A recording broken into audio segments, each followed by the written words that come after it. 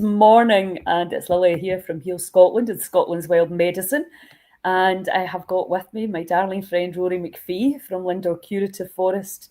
And I wanted him on here to tell you all about the incredible things that he's got. An amazing spot in the forest, but also what you've been up to and what you're going to be up to and how people can come and visit and learn. Rory, good morning. How are you? Good morning. I'm very well, thank you, Lilia. Great. So you're in your forest right now. That's where you're coming to us live. Aye. Yes. So do you want to just start by telling us, like, how did this come about? What made you think, let me buy a bit of forest and set up a wee place there? How did that start? Well, I came up to Scotland, back home to Scotland. Family's from Glasgow, in 2013 to help set up a seaweed business. And so I spent, most of my time between then and the COVID thing, slithering around on rocks with a slimy shite and getting people interested in seaweed as both as a food as a medicine. But I, my background is I'm a boat builder and furniture maker, and I had the opportunity to buy some forest in Fife, very close to where I had the seaweed license. And didn't do much with the land for a little bit, and then at COVID, I just came up here and brought a couple of vans up here, and I thought, goodness me, I can make something out of this, because it was a dark, forbidding plantation forest with lots of Sitka spruce, and so from 2020 to today, I've been doing what people call rewilding, which is simply bringing in light and bringing in water. Therein lies the metaphor. Really? Yes. Amazing. Now, so you got the forest first and then the vision came. Is that what I'm hearing? It is, yeah. I knew it was for something, and I'm just north of Norseman's Law, which is an old Mesolithic site. Very, very powerful. So I had this great attachment with the local ecosystems, and I'm quite high. So right now I'm seeing Dundee, the two bridges at Dundee, and the beautiful Firth of Forth. Firth of Tay, and the Tay, actually, this body of water. We're becoming more and more interested in rivers as living beings now, and the Tay was actually called the Tava, and Tava was a Pictish goddess of silence. And so this is such a silent bit of water, and I'm looking out over it now. And back in the day, they would have had dugout canoes scattering across. They would have had altars to a variety of goddesses, in pre-Roman times. So massive cultural resonance up here.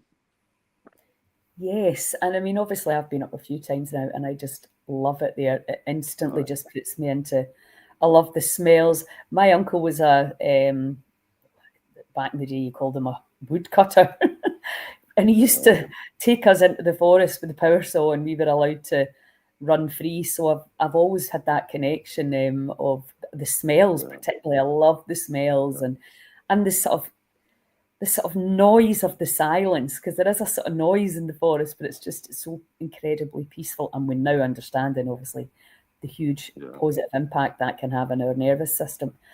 But also, just what I think, obviously, you said there, I know that about your seaweed background, and I've tasted some of the food and some of the stuff you make with seaweed, which blew my mind, and everybody else that tasted it. And then, but also you're carpenter and boat building. I mean, you're carving and making beautiful things out of the wood, and it really reminds me of probably what we did back in the day. Nothing got wasted. You're utilising everything, aren't you? I'm utilising everything. Right now I'm holding some bark. I've just stripped this bark off one of the spruce trees, and it's flexible. It's intense aromas of sort of lemony, piney, just gorgeous. And so I only use what is in my ecosystem, which is both a challenge and a release, because I don't have to order wood from timber merchants like I used to. Mm-hmm. So the project I've got coming up in August is to take the bark off the spruce tree, fashion it into baskets such as this. Yes, I have one. Love you them. have one. And the Yes. stitching is actually the root of the spruce tree. Wow. So the cutting the bark off and digging for roots, which I think we did on one of our meetings up here, just on your hands and knees, getting your face right down into the soil and digging. Now we don't really, we walk, we're usually, 5 or 6 foot above the ground. But actually to dig a hole with permission and stick your face in it and breathe in that. I mean, the smell is, intense and extremely healing, very balancing for mood. And that's all, peer-reviewed research. And then digging up spruce roots. I mean, it's a mindful activity. And I think a lot of us who are quite active, we're not that good at sitting down and meditating or just being, but being fully engaged in a craft activity, which goes all the way back, across many cultures, many centuries. It's connection with land and connection with trees and connection with plants. Yeah, and I mean that's the thing. Myself and Paul and Julie came up to visit you last week, and Paul was just like, "My God, this knowledge of the trees," because you talk about trees in a very holistic way, and that's what I love about. I mean, that's a big problem I think with our kind of mono thinking, monoculture. When you start to look at the leaves, the branches, the bark, the roots, the smells, the resins. There's so much more to it, as there is with plants. Obviously, hanging out with Claire, I've learned that. And I'm still learning every single time I hang out with that woman. And it's the same with you. I'm like, it's almost like suddenly your whole kind of landscape widens and you realise, again, all the magical things that are around you that you had no idea. And I know you gave Julie, tell me what you gave Julie home with her. Is that a res? So I harvest resin from the spruce and pine trees, and this resin comes out of trees to heal. The tree gets wounded, the resin is there to heal, and it's full of antimicrobial, antiviral properties, which we would technically call biological volatile organic compounds. And by breathing the resin in, you're clearing the airways. And you Lily, you do amazing work with the breathing techniques, and breathing is it's pretty central to our existence. But balanced breathing, and being able to breathe with 95% bronchial capacity is really, if our lungs are clogged up with diesel fumes and bits of rubber tire and all the rest of it, and airborne pollution, if we can't breathe, we're not living. The ancient Greeks called breath pneuma, as in pneumatic, or pneumonia. But pneuma in Greek also meant soul. So the word soul and breath for the Greeks was interchangeable. And it kind of, we have to balance everything, and it's the breathing which balances us. And it's this stuff here in the trees, which the trees are our allies. They look at us with scant regard. We're pretty irrelevant to the trees. They just get on and do their thing, which is lovely. But they are available with permission to get healing compounds for. So Julie had some spruce resin, and I also gave her some May harvest birch leaves. And birch is, again, one of our very powerful allies. It's known as the pioneer tree. So when if you clear fell a forest, it's the birch trees which come up first and create the soil for other trees. And again, we can use that as a metaphor for bringing birch into our life to create a habitat for other deeper emotions. Yeah, I mean, I just can't wait till we have a healing oasis where people can just immerse themselves in all of this just magic. And we know from Shinrin Yoku and the very, very well documented science around forest bathing. Within 15 minutes, your adrenaline's decreased 12%. Within 3 days, your natural killer cells are up 56%. So surely with that solid data, we now know where people should be going to heal. And I love what you've done. That's May saying there that she's been up there too. One of the fave bits was lying in the hammock and just looking at the sky, breathing in the forest scents. Yeah, and this is the thing, I think, that, we're always thinking, find some very well-educated PhD scientist in a laboratory somewhere discovering something to make us well. And you're like, no, it's actually the reconnection to nature. And everybody feels it, as soon as you walk into the forest.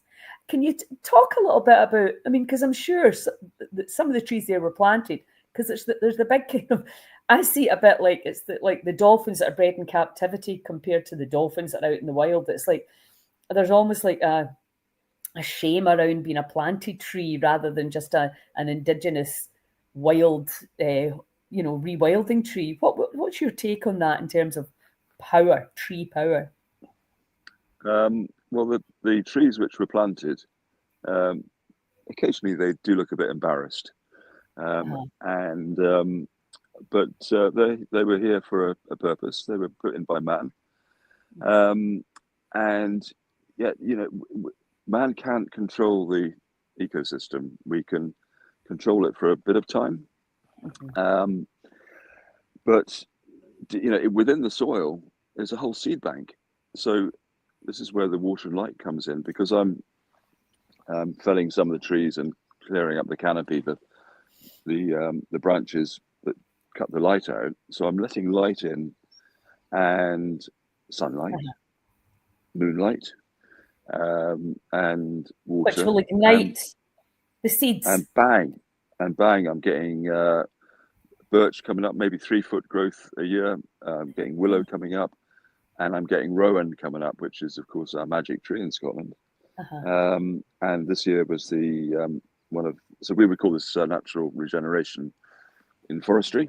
So I'm getting natural regeneration, and again, the idea is that we have this power within our bodies to regenerate, to change. That the seeds lie deep within us, and all we need is light and water, or breath, and whatever it is that we might need from the medicine cupboard and the therapy cupboard.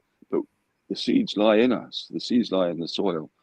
I just have to release it, and it's it's basically managed neglect, but being aware of what's available and letting it do its thing. So acceptance. Managed neglect. Yes. I talk about that. Just allow the body to do what it will always do. You're rewilding, as long as we move out the way and stop interfering by putting a whole load of stuff in at the wrong times, the body will always rewild itself. That's genius, and that's what's so exciting, and that's what's a bit of a relief, that we don't have to do everything. If we just kind of create the right environment, then that magic happens. And certainly, I've learned a lot, even just that simple thing, letting the light in. Giving it my saying, I've even got this T-shirt on, in with the light. We know that light is key to life, and that's why it's so frustrating that they've terrified everybody of it. Darkening everything down, when the sun's bright and light outside, and we know that obviously you're not going to go out and get sunburned, but we need to be in light. That's probably one of the biggest hormone disruptors is our lack of natural light. And I'm not just talking about sunlight, I'm just talking about daylight, which even in Scotland we get. So it's interesting because it's that as above, so below. And like Zach Bush talks a lot about monoculture, like just planting the same thing. And, that's just not the way nature does it. It works in that symbiotic relationship. And that's exactly how it works inside our digestive system. So I think it's phenomenally exciting to bring the trees into the equation, as well as obviously the plants and the herbs and the other elements. So anyway, let us talk about, because I think you and I can talk more about how people can access the forest, because obviously it's it's a very personal space and place for you in terms of people that maybe want to come and volunteer and help you. We can do another live on that, but if people want to contact you around coming up and helping, how would be the best way to do that? Through Facebook or Instagram. So I'm at Rorys Forest on Instagram, with my email and phone number on that. I use Instagram as my main interface with people. What's your email? What's your email address?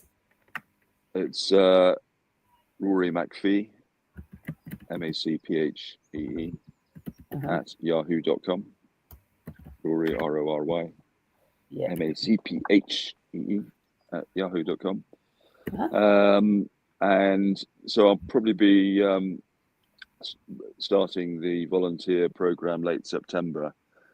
August, I'm running an open workshop, so that rather than putting specific dates down, I'm available throughout August to teach people how to make baskets out of this spruce bark. And it's £40 per person. If it's one person, that's fine. If it's 10, that's fine. I'm getting all the tools and workbenches ready. So I'm focused on earning some money this August and trying to teach people about the bits of the tree which would otherwise get burnt or chucked down.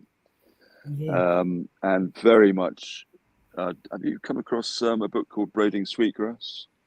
Yes, I've heard of it. I've not got it though. I've heard of it though. It's so it's full of indigenous North American wisdom, and so I'm kind of using that as my reference point. So anybody who comes up, if they've not read it, there'll be a few copies up here.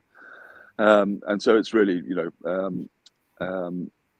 working out, what does sustainable mean in terms of accessing plants and trees, and how we can engage with them through craft work, for those who enjoy working with their hands. So that's what's happening in August. September is my seaweed month. So we've got the Fife Seaweed Festival coming up, which is the 6th to the 14th of September. And I've made a strategic decision to keep very local from now on. So no more vans. I cycle. The only form of transport I've got is a bicycle. And so I'm using local community hubs, village halls, old schools to do my outreach work in when I'm not doing forest work. And so it's that building local community networks on a micro level. Brilliant. And we'll see what happens from that. So there's no point in me moaning about, air pollution if I'm driving a diesel van around. Yes. Yeah, absolutely. And I think, I realised that when I came back to Argyll, when the COVID lockdown, and I thought, I've actually not committed myself to a community for a long time. Because I've always just kind of been, well, I'll be here for a while, I'll be here for a bit. And also living on the farm, you're like, you have to commit. If you're growing food and you're working as a team, and, you can't be away here, there and everywhere. It just doesn't work. So don't get me wrong, I don't like being stuck to the one spot. I like moving around, but I can absolutely see the huge benefit of committing to that area. And because I also think one of the big problems nowadays is we don't really know each other, so it's really easy to judge and criticize people that you don't know. You don't know what they're going through. You don't know the family. I think that's a major problem in the breakdown of our communities. Where I lived in Lochilphead, we knew everybody, all the families. You went to the same schools, you went to the same cafes, you went to the same pubs. There was no class system really. We're all the same. Somebody's asking, where is it? What is the course? Reading title above, unsure. Does he have a go-to Facebook link? I've put the Instagram link, Rory McPhee, at Rorys Forest is the Instagram link. And have you got a website, Rory, or is it all on Insta? No, it's Insta is the is your website. Anything I use. So the open workshop in August. It's designed to be very informal, and it's there'll be a fire lit all day. It's sharing food, and 10 to 4. But if it's 9 to 8 in the evening, we just sit around the fire making and talking. So I'm not fixed on specific times. And if anybody wants to stay over, there's the wee Yurt or camping. The wee Yurt I rent out now and again. So it's really a general invite for folk to come up, if people just want to come up for an hour and have a cup of tea and see what I'm doing, what we're doing with the bark and root crafting. That'd be lovely. My postcode for parking, being a forest, I'm in a forest. There's no. I'm up a track, as you know. Yes. So the postcode for parking is KY154 Peter Bravo PB, and then you park there and walk up. But anybody who wants to come up, get in contact, and then we'll go onto WhatsApp, and then I'll zap over the full directions and safety information. If it's windy, the forest is closed, but the forecast is pretty good for the next few weeks. So I'm just looking forward to showing people what I do up here. There'll be some hammocks, and if you want to sign up for the full day, the full experience, just contact me and I'll give you all the details. Right, so people can come for an hour or a few days, it's up to them, but the best thing to do is really contact you on Instagram or via email, get on the WhatsApp group, and then you can make a plan from there. Is that? Make a plan from there. And the one of the contexts is I'm doing a lot of work with a friend of mine who's a life coach on grief at the moment, involved in a charity called Pushing Up the Daisies, who help people in the transitional period. So one of the projects I'll be doing is making caskets for ashes or bones from crematoria, so that rather than getting some generic pile of nonsense from China with your nan's ashes in, it'll be the ashes in a bark container made out of a tree, and respecting life and death and the regeneration cycle. So if anyone wants to engage on that kind of the deeper level, I've got a circle, I think you saw a grieving circle here, where we can greet about anything we want. I know, I think that's an absolutely beautiful idea, and it's something, obviously I was talking to your friend about this as well, definitely want to bring that over to the West Coast, but definitely want to come. I'm just thinking I want to come and do a breathwork in your forest. That'd be amazing. So Colin, I've put the email address on Instagram, Rorys Forest. You can contact Rory there, or send him an email, rorymcphee@yahoo.com, and all the details I've put in the box there. And I mean, if in doubt, just ping me a message and I'll send you on the right road. And then May's asking, when exactly is it? So when does it start? This weekend, so essentially, it's an open workshop. The door is open, and we've all got busy lives. August is full of activity, as we all know. So I'll work around your needs essentially. So it starts on Saturday. On Saturday, so I'll be cutting bark on Saturday, and I'll be doing my own work up here. And anybody who joins me will get full tuition in the art and craft of making containers out of bark. Awesome. Excuse me 2 ticks. I need to let this dog out.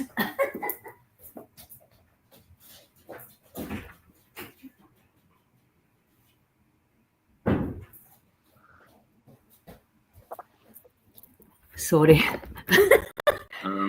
And She's getting just to mention that there's no lower limit. If it's just one person, then I'm absolutely, it's not a financial thing really for me. And so if it's just one person, you get one-to-one tuition and just have a completely unique time engaging with trees and maybe walking out the forest of an evening with a sporran you've made out of bark for yourself. Absolutely. We all need a sporran. Love this idea. Hi, Karen. Sounds absolutely phenomenal. Yes, it really...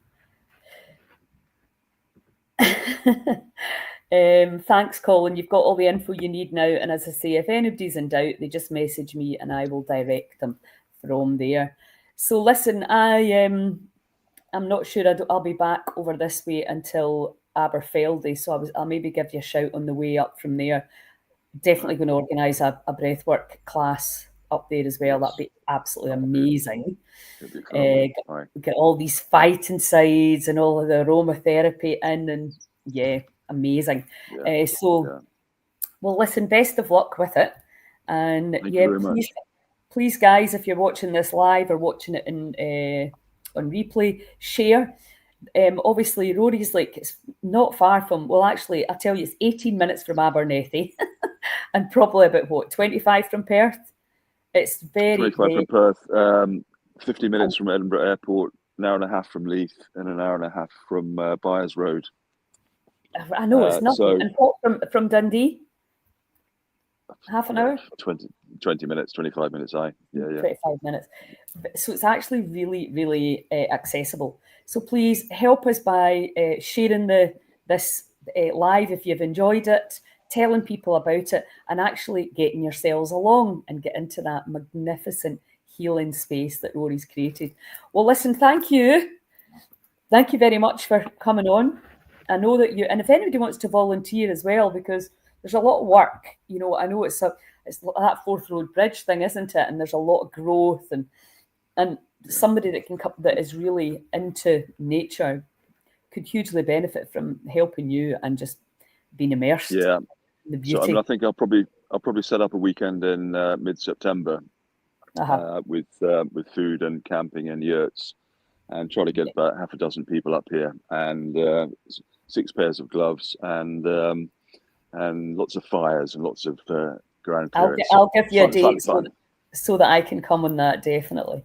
Hi, Cam. Thanks thank you both. Just a breath of fresh air, what you're both doing. Amazing. Yeah, we love it. So thanks, guys. Remember, share. Have a wonderful time and hope it all goes well. I'll talk to you anyway, Rory. Okay. All right. Thank you. Cheers, guys. Bye, everybody. Goodbye. Bye.